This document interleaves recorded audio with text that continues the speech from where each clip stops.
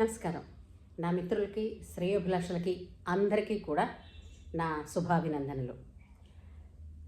ఈరోజు కూడా మీ గంటి ఉష ప్రస్తుతం ట్రెండింగ్లో ఉన్నటువంటి సమస్యాత్మకమైనటువంటి కొన్ని పాయింట్స్ తీసుకుని మీ ముందుకు వచ్చాను. ఇది మనందరం కలిసి ఆలోచించదగిన విషయం.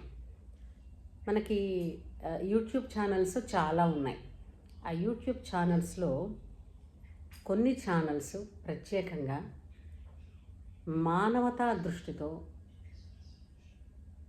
హిందూ సమాజానికి, హిందూ ధర్మానికి, సనాతన ధర్మానికి గ్లాని జరుగుతోందని వాటిని ఎదుర్కొంటూ హిందూ ధర్మాన్ని రక్షించడంలో అహర్నిశలు ప్రాణాలకు కూడా రిస్క్ తీసుకుని ఎంతో పరిశ్రమిస్తున్నాయి. వాటికి వ్యూస్ అంటే ఎక్కువ వస్తున్నాయి, కామెంట్స్ వస్తున్నాయి, కానీ ప్రత్యక్షంగా ఎంతమంది సహకారాన్ని అంటే మేము సైతం అని అంటున్నారో నాకు తెలియటం లేదు. కానీ వేదం ఒకటి ఏం చెప్పిందంటే, నోరు మూసుకొని కూర్చోవడం, నాకెందుకులే అని నోరు మూసుకొని కూర్చోవడం కూడా అధర్మానికి సహకరించడమే అని చెప్పింది. అదేదో సినిమాలో చెప్పినట్టుగా ఊరు నుంచి, సమాజం నుంచి మనం ఎంతో కొంత తీసుకున్నాం, మళ్ళీ వాటికి ఇవ్వకపోతే లావైపోతాం అని ఒక సినిమాలో డైలాగ్ విన్నాం కదా. అలాగే మనం మన కుటుంబానికి మనకే బాధ్యత కాదు, అంటే మనకి కుటుంబంతో ఉన్న బాధ్యత కాదు, సమాజం పట్ల కూడా ప్రతి వ్యక్తికి బాధ్యత ఉంది అని నేనంటాను. మీరేమంటారు? సరే, ఇంతకీ అలాంటి ఛానల్స్ ఎన్నో ఉన్నాయి. అలాంటి ఛానల్స్లో నేను ఎప్పుడూ ఎక్కువగా రెస్పెక్ట్ చేసే వ్యక్తుల్లో ఒక ఆమె స్వప్న గారు. వాళ్ళు కొత్తగా ఒక శీర్షిక చేస్తూ ఆ శీర్షికన ఎంతోమంది బాధితులకు, ప్రత్యేకించి బాధిత మహిళలకు సహాయం చేస్తున్నారు. ఏ విధంగా? లీగల్గా అడ్వైస్ చేస్తున్నారు, వాళ్ళకి జీవితపరంగా, సామాజిక పరంగా కూడా చాలా చాలా మంచి అడ్వైజెస్ ఇస్తున్నారు. ఆమెతో పాటు ఒక లాయర్ గారు కూడా.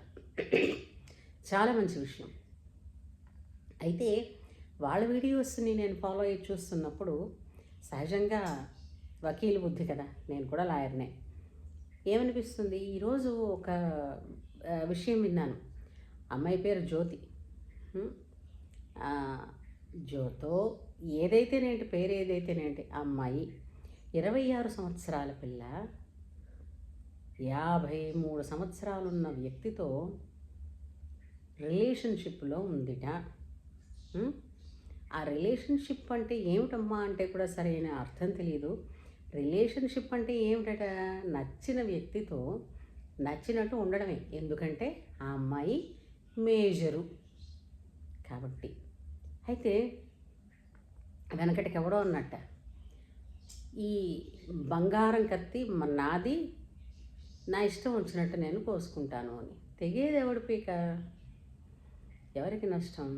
ఇంకిత జ్ఞానం కొంచెం ఉండక్కర్లేదు. ఒంట్లో వయసు ఉంది, 26 ఏళ్ల వయసు, కష్టపడి నాన్న అమ్మ చదివించారు, చదివిస్తే ఒక ఉద్యోగం ఏదో తెచ్చుకున్నావు, మంచిదే. అంటే నేను చదవకుండా పాస్ అయ్యానా అంటాం, మంచిదే, నువ్వు చదివావు, పాస్ అయ్యావు, ఉద్యోగం తెచ్చుకున్నావు, బాగానే ఉంది, డబ్బు సంపాదిస్తున్నావు. ఇవన్నీ ఎప్పుడు రాణిస్తాయమ్మా?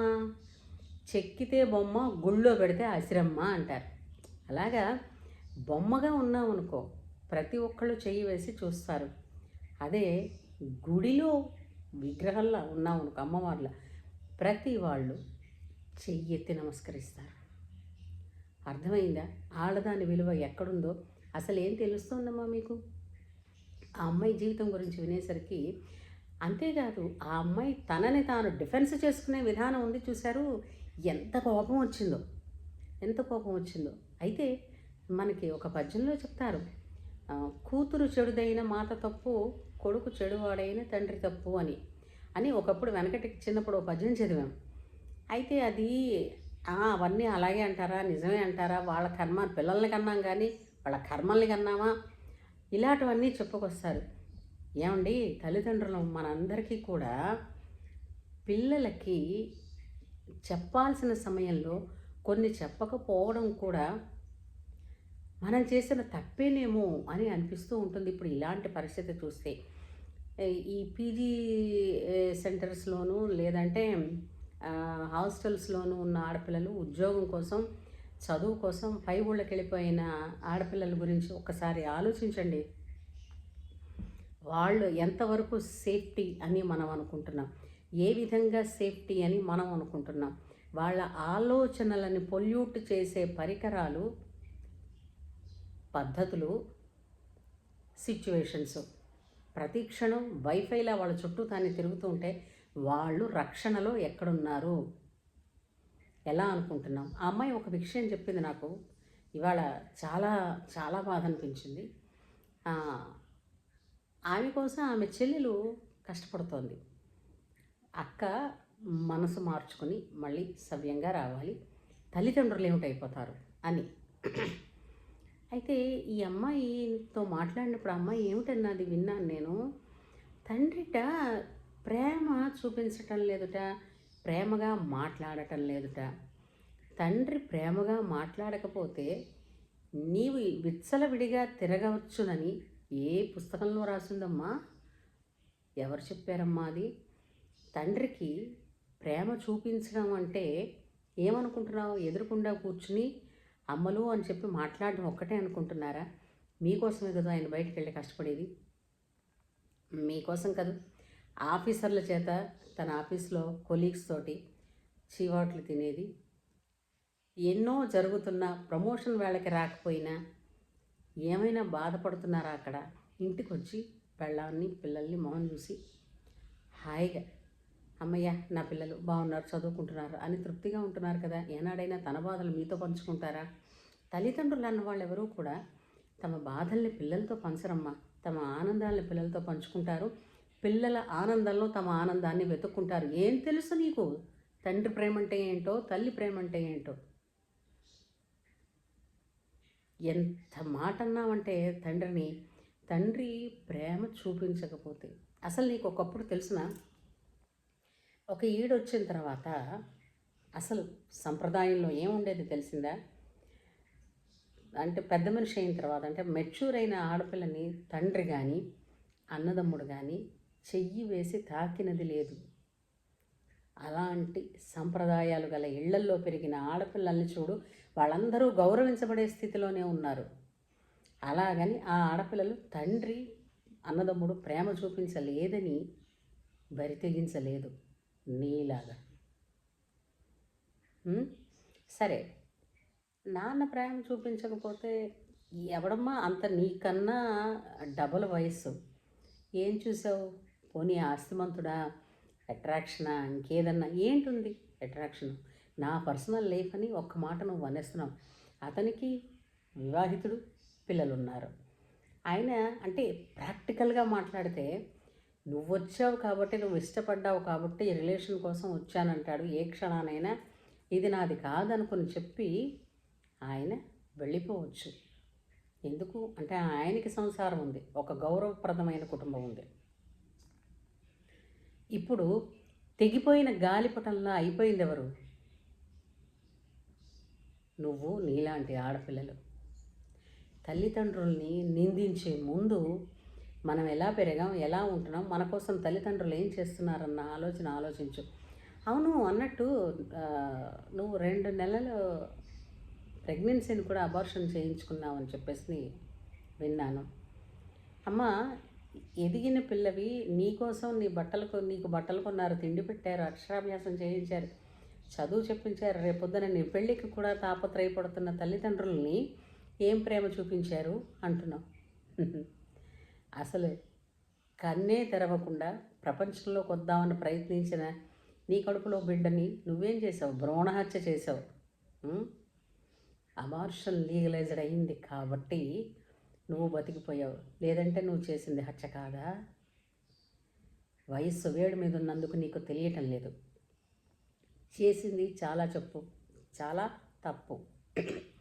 అసలు ఒకటి ఆలోచించండి, ఇప్పుడు సరైన సమయం కాదా మన పిల్లలకి రామాయణ భారత కథలు, వాటిలోని ఉండే స్త్రీ పాత్రలు, వాటి ఔన్నత్యాలు చెప్పకపోవడమే కదూ ఇదంతా.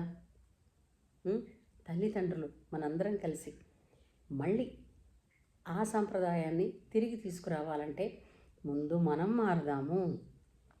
ప్రతి ఆడపిల్లకి రోజు పెందరాడే లేచి స్నానం చేసి హోంవర్క్ చేసావా అని చెప్పి వాళ్ళు లేస్తే వాళ్ళకి సాక్సులు అందించి బాక్సులు అందించి చేతికిస్తున్నారే, దానికన్నా ఒక అరగంట ముందు లేచి స్నానం చేసి దేవుడి దగ్గరికి వెళ్ళి ఒక్క స్తోత్రం నాలిక మీద పలికిస్తే, ఆ స్వరాలు నాడుల్ని శుద్ధి చేస్తే ఆ పిల్లల్లో వివేకం అనేటువంటిది మేలుకుంటుంది కదా.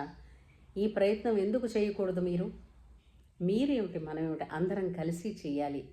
ఇంకెవరు ఇలాంటి జ్యోతిలాగా గీతల్లాగా అమాయకత్వంతో తెలిసి తెలియని తనంతో జీవితాలు పాడు చేసుకోకూడదు అనంటే ఈరోజే ప్రతి తల్లి తండ్రి తమ పిల్లలకి, ఆడైనా మగైనా, వాళ్ళకి వాళ్ళ చదువుతో పాటు పురాణాలు, ఇతిహాసాలు, వేదాలలోని పురుషుల గురించి, స్త్రీల గురించి, ఆ పాత్రల గురించి, వాటి ఔన్నత్యాన్ని గురించి చెప్పితే, పూర్వం ఇవన్నీ ఎందుకు చెప్పేవారు అనంటే క్యారెక్టర్ని డెవలప్ చేసేవారు.